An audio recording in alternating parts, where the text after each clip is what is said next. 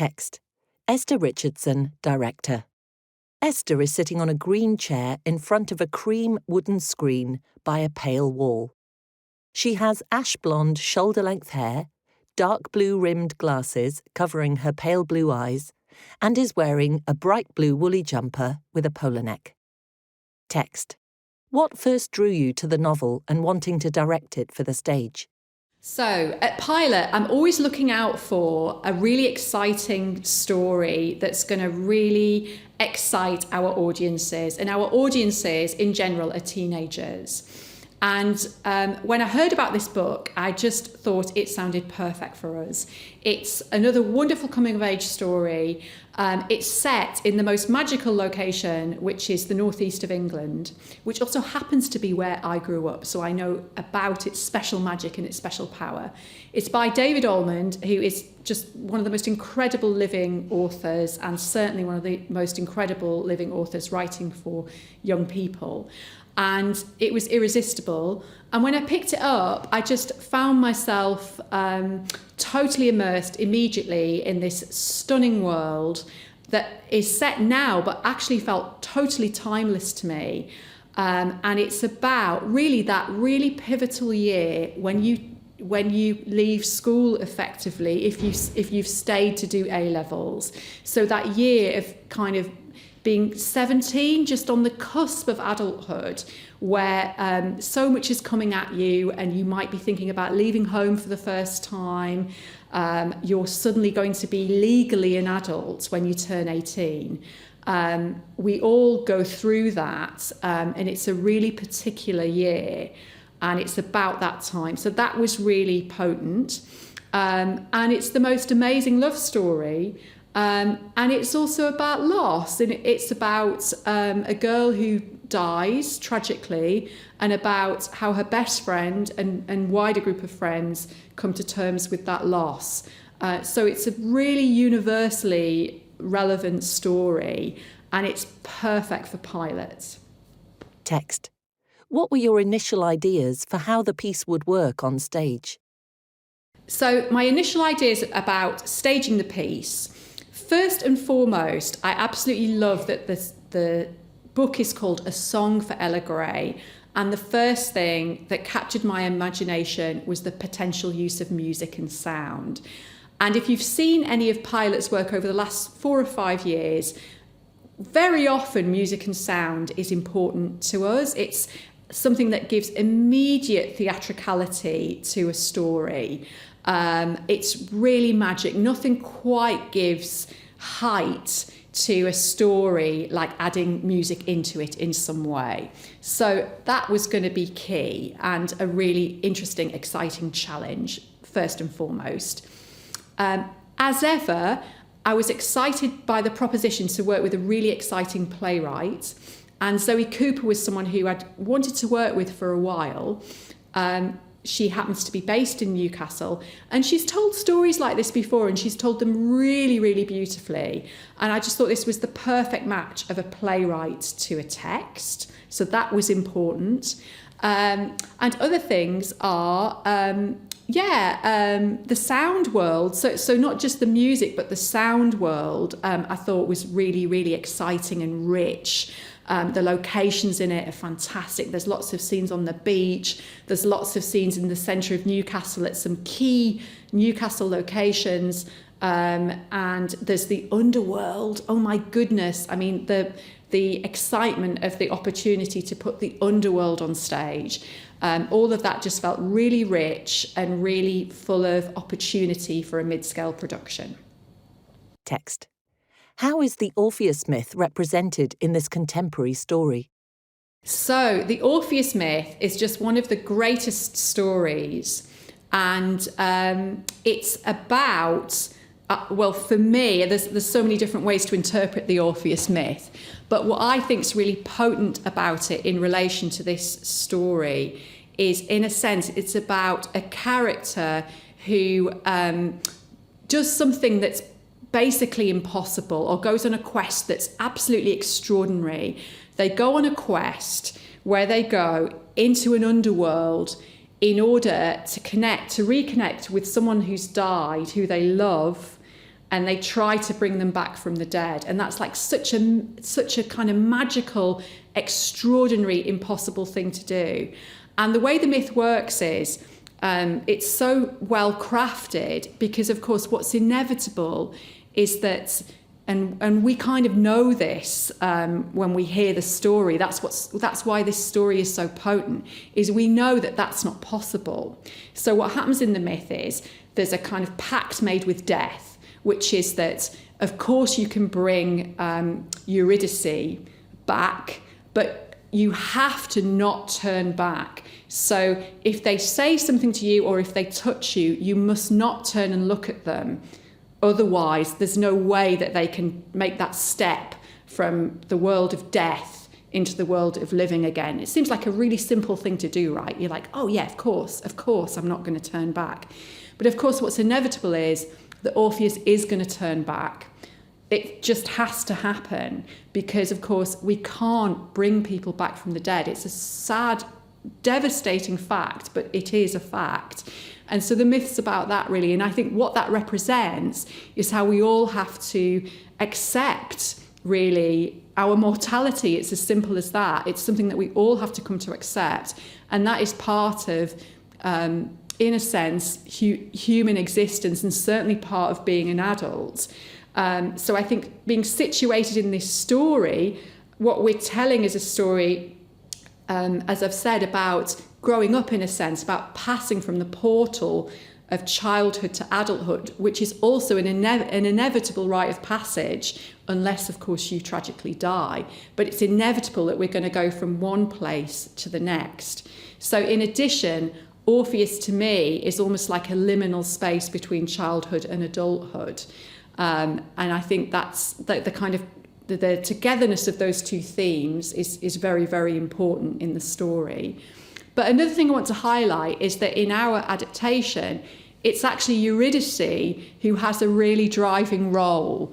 And you might not kind of realise that at first, but I think what's really beautiful about the story is that it's Eurydice who actually leads her friends who are going to play Orpheus in the story. But she's the one who leads her friends to a place of acceptance that she's died. So unlike the original myth, where Eurydice is actually a quite silent figure, it doesn't really say very much. What's nice about this story is Eurydice has more agency, in a sense, and I think that's really interesting and part of how we're representing the myth now in 2024 on stage. Text. What themes and issues does the play explore? So the themes are, first of all, youth is a theme, and being young is a really important, significant theme.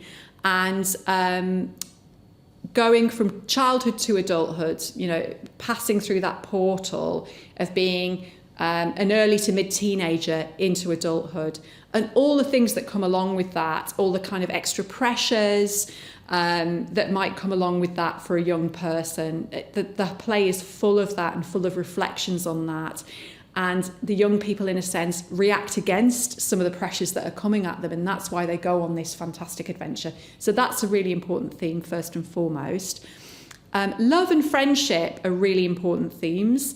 The story is in a sense about a girl who's in love with her best friend and must come to terms with their loss. But there's a huge friendship network too around the two girls, and it's about that theme of how we stand together in a sense in a moment of a crisis, which is when we might lose someone, for example. So the themes of love and friendship are very rich and very potent throughout the whole of the story. So another theme is, in a sense, the environment and nature. That's really potent in the whole of the story. And there's lots of absolutely beautiful descriptions of the northeast landscapes, which are, if you don't know them, utterly stunningly beautiful places, magical, almost mythical. And David Almond, I think, has written a real love letter to the landscapes of the northeast. And Zoe's taken that on really beautifully in the adaptation. And the environment more broadly, I mean, clearly we're in a moment of climate crisis.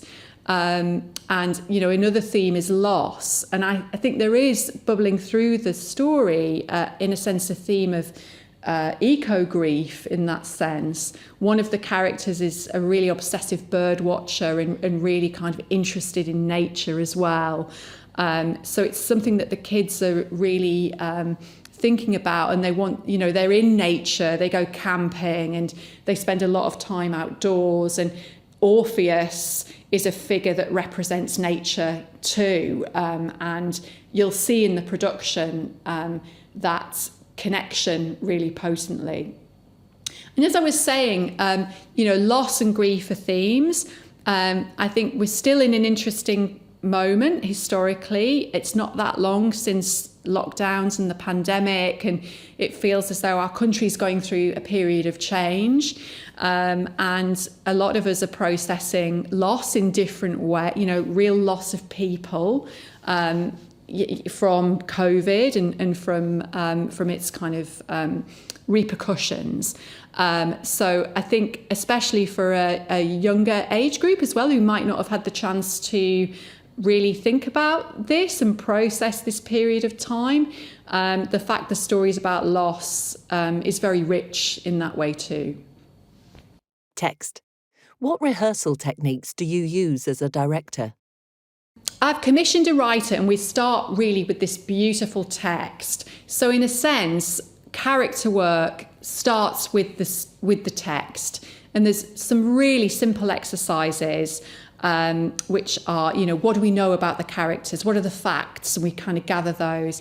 And also a really good question to ask is, what can we guess at? So what's implied?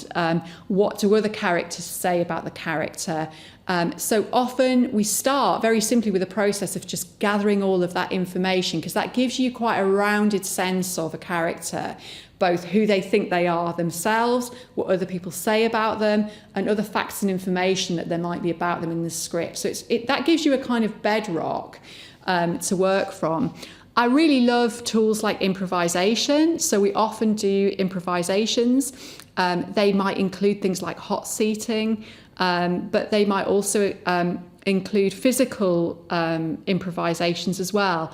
If you've seen our work, you'll know that the physical dimensions of our work are important, and it's really important that actors, as well as intellectually understanding a character, start to explore embodying them. So, what is this character's body like? How do they move?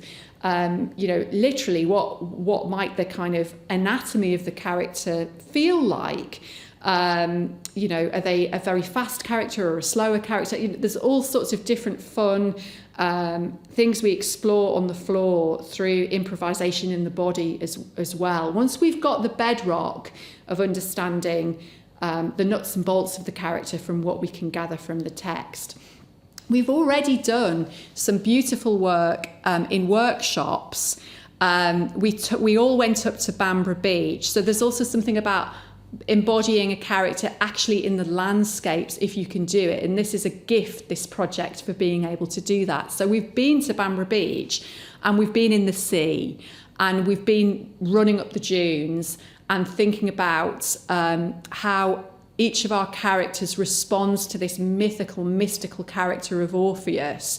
And we were really lucky to go to Bamborough Beach on a really gorgeous sunny day, where the light was extraordinary, the shadows were really long. We got those beautiful reflections that you get in the water on the beach. So in a sense, we did some improvisations actually in situ, which was really potent, and we shared some reflections together. Text. How would you describe the style of this production? So the style of this production, I think it's very lyrical, and it's a play with music. It has a kind of symbolic feeling to it, I think, where we really are leaning into the feeling of theatre as a ritual, as a great place where we can gather to hear a story. Storytelling's important, and there's a lot of direct audience address as well in this play. So I would say it's not naturalism, although there are moments that do feel more natural and real. These are all, in a sense, framed through this beautiful narration that Zoe's written. And one of the reasons for that is that the story, in a sense, is a memory play. So it's about young people. They're still young, but they're looking back on the events from being, at college or at university. So they're in the very late teens, or even maybe early 20s when they look back at these events of being 17 or 18. So that narration and that direct audience address gives that slight distancing effect, but also enables us to step into this gorgeous, symbolic storytelling. Text. How will the Northeast setting be presented on stage? The Northeast is such a magical, important place, and the first place we represent, in a sense, the landscape and the spirit of the region is in the language and in the text and in the way that the text is written and its rhythms. And we have cast Northerners entirely, and mostly those who have grown up and are very, very familiar with this area. So their voices, in a sense, breathe with the landscape, I would say. That's really, really key. Also, the music and the sound really breathe with this as well. So this is even before we get into a visual realm. The kind of aural qualities of the production really breathe with this authenticity of the Northeast, and is a kind of honouring of the region as well, and a celebration of it. And then, magic will be made with visuals too. So there's something about the light in the Northeast that's very particular to me. I suppose as someone who spent a lot of time there and grew up there, that it has a kind of magical quality. So light will be important. We are planning to use some projection in the show as well, but I think that what we'll try and do most of the time is use fairly abstract images. That doesn't mean you may still see things like the sea, actually, but what we're trying to do really is create the feeling of the place and honour the feeling of the place, rather than try and create a filmic representation, because of course we're in the theatre and you can use your imagination so beautifully with us just giving you a few keys and clues. And if you know our work, you know that we do prefer that quite stripped back storytelling approach, which is honouring your imagination so that you can create those visuals in your own mind, in a sense. White Pilot Theatre logo on a mint green background.